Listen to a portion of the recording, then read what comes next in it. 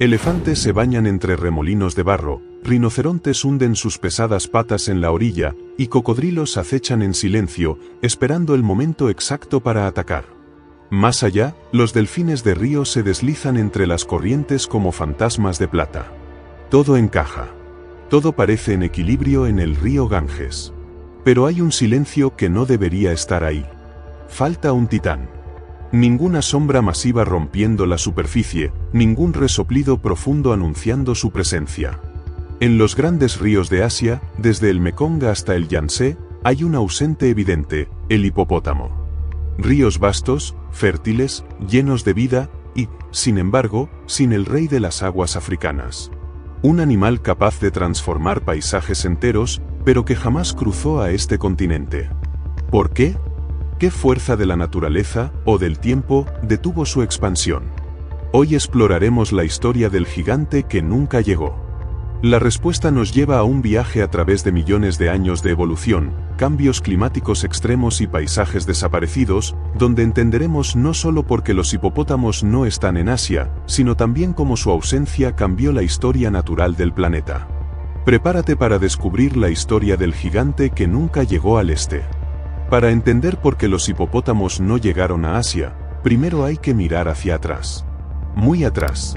Antes de que existieran los ríos que hoy conocemos, antes incluso de que los continentes tuvieran su forma actual, un pequeño mamífero recorría las antiguas costas de lo que hoy es India. Su nombre era Indoyus, y aunque apenas alcanzaba el tamaño de un zorro, escondía en su cuerpo la clave del futuro. Era un animal curioso. Tenía patas cortas, un cuerpo compacto y un estilo de vida anfibio. Se movía entre el agua y la tierra con sorprendente facilidad, buscando refugio en los ríos para escapar de los depredadores. Y fue este pequeño sobreviviente quien dio origen a dos linajes tan distintos como fascinantes. De un lado, los cetáceos, que abandonaron los ríos y se lanzaron al mar abierto, evolucionando lentamente hasta convertirse en ballenas y delfines. Del otro, un grupo que decidió quedarse, los antracotéridos, criaturas robustas, de hocico ancho y piernas cortas, que prosperaron en pantanos, deltas y llanuras inundadas. Durante millones de años, los antracoteres se convirtieron en los arquitectos invisibles de los ríos antiguos. Algunos eran pequeños como un jabalí, otros alcanzaban el tamaño de una vaca. Todos compartían algo esencial, una vida ligada al agua. Pero fue en África, hace unos 7 a 8 millones de años, donde uno de estos animales dio un salto evolutivo sin precedentes. De entre las sombras de los pantanos africanos surgió el primer hipopótamo verdadero. Más grande, más especializado, con un cuerpo diseñado para flotar y sumergirse, una piel gruesa para resistir el sol, y una mandíbula poderosa capaz de arrancar pasto, o aplastar lo que se interpusiera en su camino. Así nació el género Hippopotamus. Y con él, un nuevo tipo de megafauna, un herbívoro que no solo habitaba los ríos, sino que los moldeaba. El hipopótamo se convirtió en algo más que un animal, era un ingeniero ecológico, una fuerza capaz de abrir canales, fertilizar el agua con sus desechos y crear hábitats donde otros seres podían prosperar. Era el equilibrio perfecto entre la tierra y el agua. Sin embargo, mientras en África este gigante prosperaba, en el resto del mundo, sus primos los antracotéridos seguían un destino muy distinto. Porque lejos, en Eurasia, algo estaba cambiando, y pronto, los ríos de Asia también tendrían sus propios gigantes. Durante millones de años, los hipopótamos no fueron un tesoro exclusivo de África. En los vastos paisajes del Pleistoceno, cuando la Tierra entraba y salía de eras de hielo, Asia también tuvo sus propios gigantes de los ríos. Su nombre era Hexaprotodon, un pariente cercano del hipopótamo moderno, y durante mucho tiempo dominó los cursos de agua desde Gran Bretaña hasta el sudeste asiático. Sus huellas se han encontrado en antiguos lechos de ríos en India, Birmania, Indonesia e incluso China. En aquellos tiempos, el continente era muy distinto. Los grandes ríos como el Ganges o el Brahmaputra serpenteaban a través de llanuras fértiles, alimentadas por monzones constantes. A orillas de esos ríos, Hexaprotodon palaindicus, a especie más emblemática del grupo, prosperaba entre elefantes primitivos, rinocerontes y búfalos de agua. Eran gigantes pacíficos, pero poderosos. Su sola presencia transformaba el paisaje. Al desplazarse entre el agua y la tierra, Abrían canales, compactaban el barro y fertilizaban los ríos con sus desechos. Allí donde caminaban, el ecosistema cambiaba. De hecho, sus actividades ayudaban a mantener lagunas abiertas, pastizales húmedos y hábitats acuáticos de los que dependían cientos de especies. Si hoy pudieras retroceder en el tiempo y observar el norte de la India hace 1 millón de años, verías algo sorprendentemente familiar. Ríos con bandadas de aves acuáticas, manadas de elefantes al fondo, y enormes hipopótamos asiáticos descansando bajo el sol, resoplando entre las aguas turbias. Una escena casi idéntica a la de África actual. Los hipopótamos del Pleistoceno asiático no solo sobrevivían, reinaban. Eran parte del equilibrio de los ríos, tan importantes como los búfalos o los cocodrilos. Durante miles de años, sus poblaciones se extendieron desde las selvas tropicales del sudeste asiático hasta las zonas templadas del norte.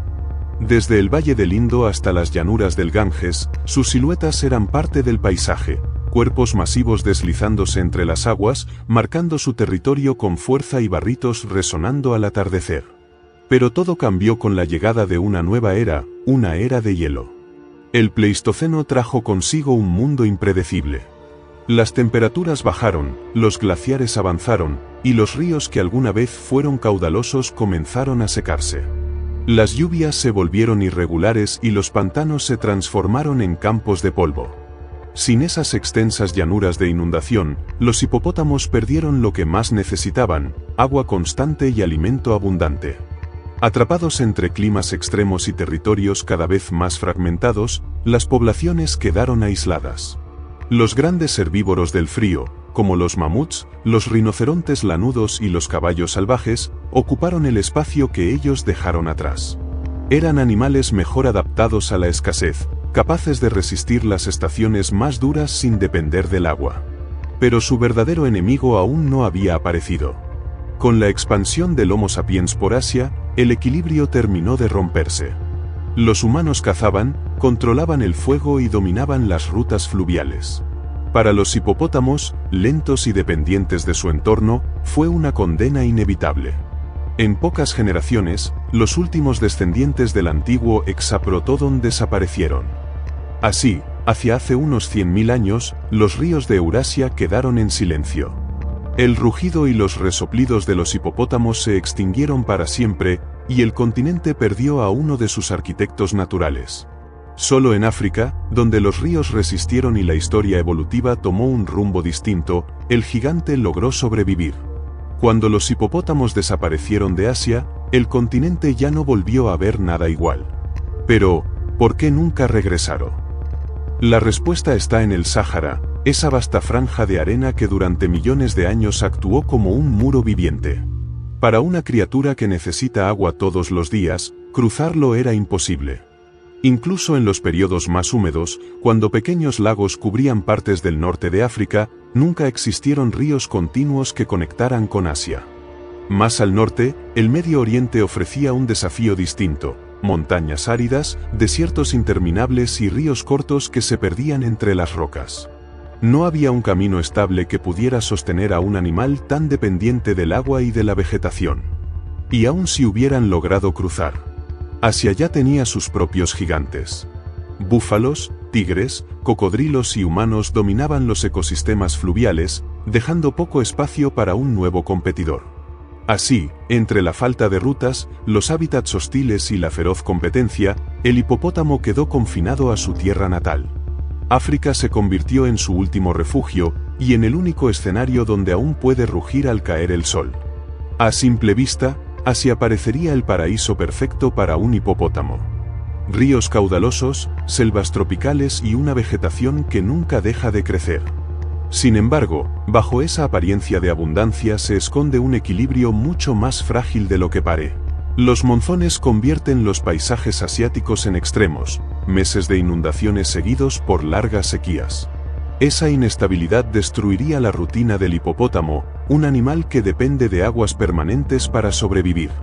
Además, el continente está profundamente transformado por la presencia humana. Represas, campos de arroz, pesca y ciudades que crecen a la orilla de los ríos dejarían poco espacio para criaturas de 3 toneladas que necesitan su propio territorio. Y aunque los hipopótamos son temibles, Asia no carece de rivales. Los tigres, los cocodrilos del Ganges y los perros salvajes asiáticos representarían una amenaza constante, sobre todo para las crías. Los hipopótamos son mucho más que simples gigantes de río. Son arquitectos naturales, modeladores de cauces y guardianes del equilibrio en África. Pero su ausencia en Asia no es un error de la naturaleza, es parte del relato más amplio de la vida en la Tierra. Cada continente escribe su propia versión del equilibrio. Mientras África dio refugio al hipopótamo, Asia formó un sistema distinto, donde otras criaturas ocuparon su lugar: elefantes, búfalos, rinocerontes, todos cumpliendo papeles similares en un escenario ya completo. Los hipopótamos no están ausentes por azar, sino porque el mundo no siempre deja espacio para todos. A veces, la evolución no premia al más fuerte, sino al más oportuno. En los ríos del Ganges, del Mekong y del Yangtze, la vida siguió su curso sin ellos. Porque en la historia del planeta, incluso la ausencia de una especie puede ser tan reveladora como su existencia. Y así, en el reflejo tranquilo de un río asiático, el eco del hipopótamo nos recuerda una verdad profunda: la naturaleza no se equivoca, solo elige.